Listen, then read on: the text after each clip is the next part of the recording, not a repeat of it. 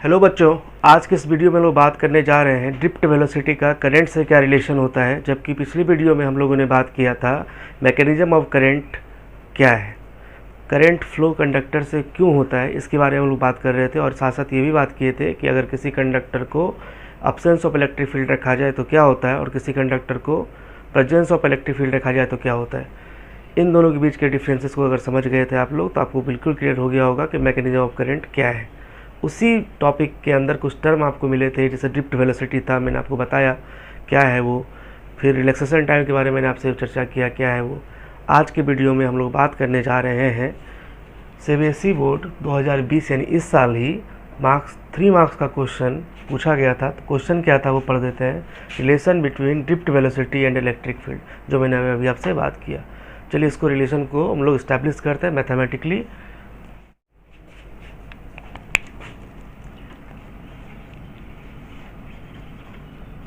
Relation between drift velocity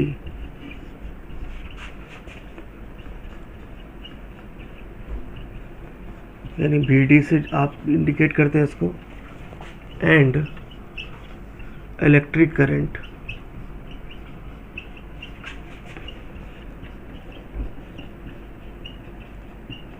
यानी कि I से रिप्रेजेंट करते हैं इसको। इसी रिलेशन को बच्चों हम लोग आज इस्टेब्लिश करेंगे। आपको हम बताए थे कि जैसे किसी कंडक्टर को आप पोटेंशियल देते हैं यानी कि बैटरी से जोड़ते हैं तो उसके कंडक्टर के क्रॉस इलेक्ट्रिक फील्ड सेटअप होता है। उस इलेक्ट्रिक फील्ड के प्रेजेंस में इलेक्ट्रॉन जो है वो ड्रिफ्ट वेलोसिटी से मूव करता है एक पर्टिकुलर डायरेक्शन में। तो वो वेलोसिटी कितना था आपको याद होगा, हम थोड़ा लिख देते हैं, यहाँ ध्यान दिला देते हैं आपका। VD बराबर होता है small E capital E tau upon M. Small E charge of electron है, ये इलेक्ट्रिक फील्ड है, टाउ रिलैक्सेशन टाइम और मास ऑफ इलेक्ट्रॉन है। ठीक है, यहाँ पर ये आपको याद होगा। दूसरा फॉर्मूला जो भी काम में आने वाला है वो ये I बराबर होता है Q/T।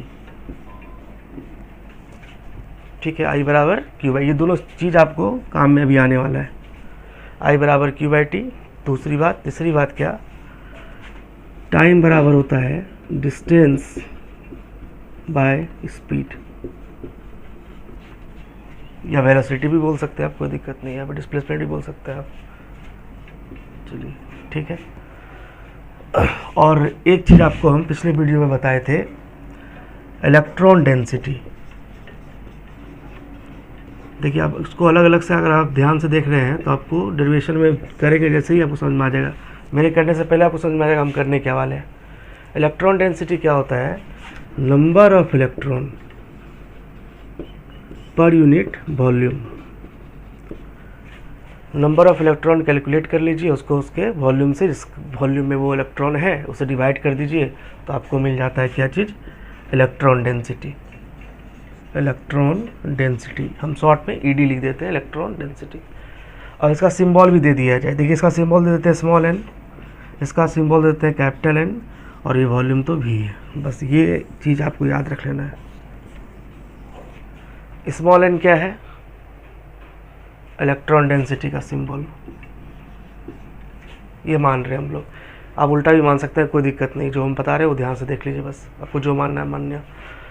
स्मॉल n का मतलब हुआ इलेक्ट्रॉन डेंसिटी, कैपिटल N का मतलब हुआ नंबर ऑफ इलेक्ट्रॉन, और V हुआ वॉल्यूम।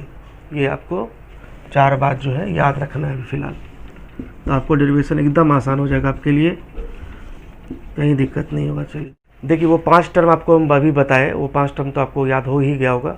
चलिए उस 5 टर्म का भी देखिए यूज़ करेंगे इसमें, और डेरिवेशन बिल्कुल आसान हो जाएगा आपके लिए। करना क्या है, देखिए एक कंडक्टर लिया गया, कंडक्टर का टुकड़ा लिया गया, सेक्शन लिया गया, उस कंडक्टर के सेक्शन को आपने बैटरी से जोड़ा।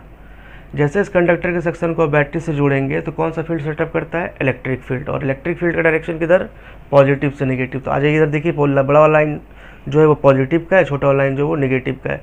तो इलेक्ट्रिक फील्ड पॉजिटिव से नेगेटिव की तरफ देखिए सेटअप कर गया। अब जैसे इलेक्ट्रिक फील्ड सेटअप कर गया तो कंडक्टर के अंदर जो इलेक्ट्रॉन थे वो इलेक्ट्रॉन ड्रिफ्ट वेलोसिटी से आगे की तरफ मूव करने लगे। अब देखिए इलेक्ट्रिक फील्ड के अपोजिट में इलेक्ट्रॉन को मूव करना होता है, आपको पता है। इलेक्ट्रिक फील्ड के अपोजिट में इलेक्ट्रॉन मूव किया किस वेलोसिटी से, ड्रिफ्ट वेलोसिटी से। तो इलेक्ट्रॉन जब नीचे की तरफ मूव करेगा तो करंट का डायरेक्शन जो होता है बिल्कुल इलेक्ट्रॉन के मूवमेंट के अपोजिट डायरेक्शन में होता है। तो इलेक्ट्रॉन नीचे जा रहा है तो देखिए करंट ऊपर की तरफ जा रहा है। यानी कि अब देखिए आपको क्लियर यहाँ नज़र आ गया हो जो वो पूछ रहा है वहाँ पे। तो ड्रिफ्ट वेलोसिटी यानी वी डी, करंट यानी कि आई।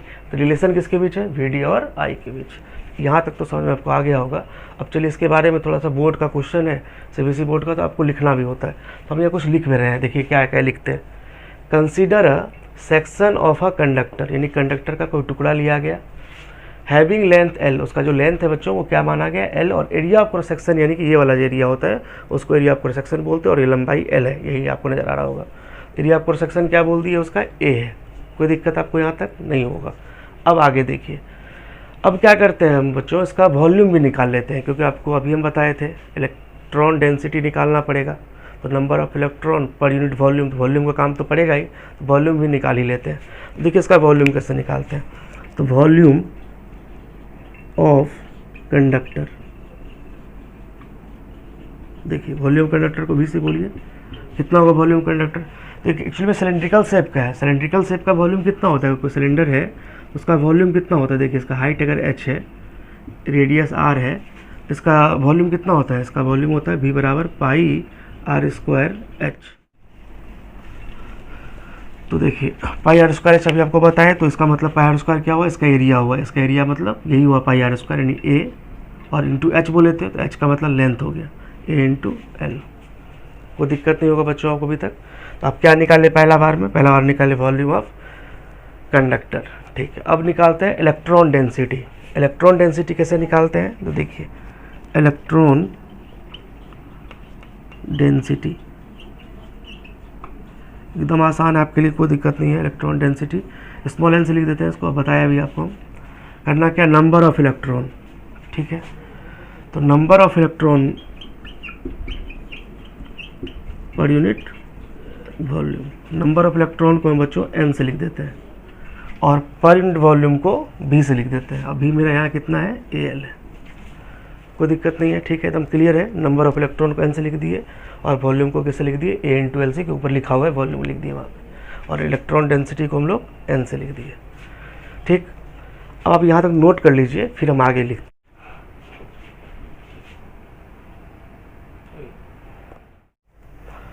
आपको करंट निकालना है।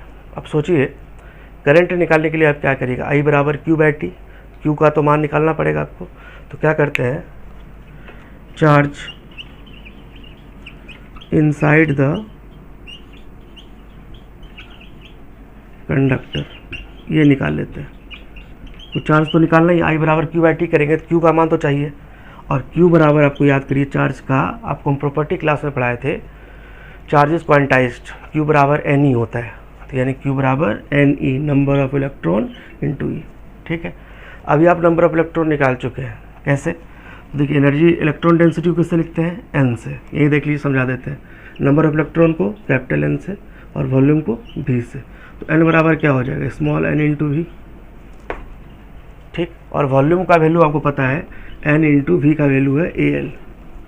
तो देखिए इस कैपिटल एन की जगह पर आप क्या लिख सकते हैं? ध्यान से देख लीजिए, क्लियर यहाँ नज़र आ रहा है, एन ए एल, यानी कि इसके जगह पर एन ए एल ई। ठीक, अब एन क्या है? तुरंत बताया था आपको थोड़ी देर पहले, इलेक्ट्रॉन डेंसिटी। ए क्या है? Area of cross section. L क्या है? Length of the wire. और ई क्या है? Charge of electron.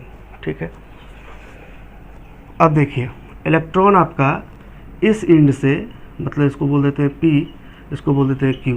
तो इलेक्ट्रॉन आपका पी इंड से क्यू इंड तक चल रहा है। कितना डिस्टेंस कवर कर रहा है? एल। किस स्पीड से चल रहा है? We D. कितना टाइम लगेगा यहाँ से यहाँ तक पहुँचने में? अभी फार्मूला बताया था 5 टर्म में से। तो time taken by an electron from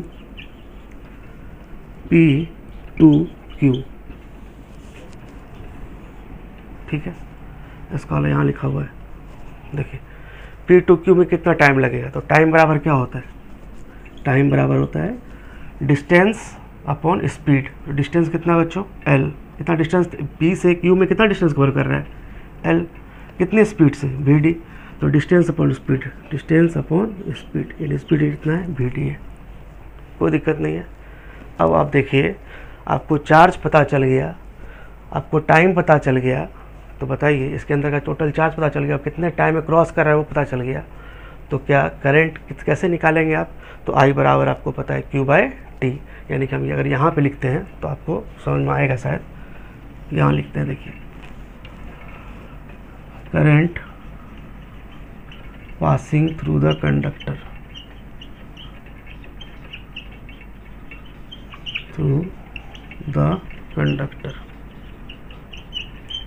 तो I बराबर क्या बोलेंगे Q/T। Q का मान कितना है, देखिए NaLe बटे टाइम L/VT, तो बटे लिखेंगे, VD ऊपर ही जाएगा, सीधा लिख देते हैं स्टेप यहाँ पे VD, ठीक है। VD लेकिन नीचे आएगा तो ऊपर जाएगा ना, VD हो जाएगा। देखिए तो I बराबर क्या होगा, L से L क्या हो रहा है यहाँ पे, यही L लिखा हुआ, कैंसिल हो जा रहा है, तो NaVT, यही रिलेशन आपको एस्टैब्लिश्ड, यही फार्मूला I बराबर N/A/VT। तो I क्या है, करंट है जो उस कंडक्टर से पास कर रहा है, देखिए ऊपर की तरफ। N क्या है, electron density, number of electron per unit volume हो गया। A क्या है, A आपका एरिया ऑफ क्रॉस सेक्शन है। VD क्या है, ड्रिफ्ट वेलोसिटी है। और आपको पता है कि ड्रिफ्ट वेलोसिटी का जो वैल्यू होता है बच्चों, वो होता है small E capital E tau upon m। तो अगले वीडियो में हम लोग बात करने वाले हैं ओम्स लॉ का वेरिफिकेशन के बारे में, mathematical form of Ohm's law, verification of Ohm's law, इस सारा चीज़ जो है आपको एक ही डेरिवेशन के अंदर मिल जाएगा। तो चलिए यहाँ तक आप वीडियो कंप्लीट करिए अच्छे से, फिर हम आगे बात करते हैं।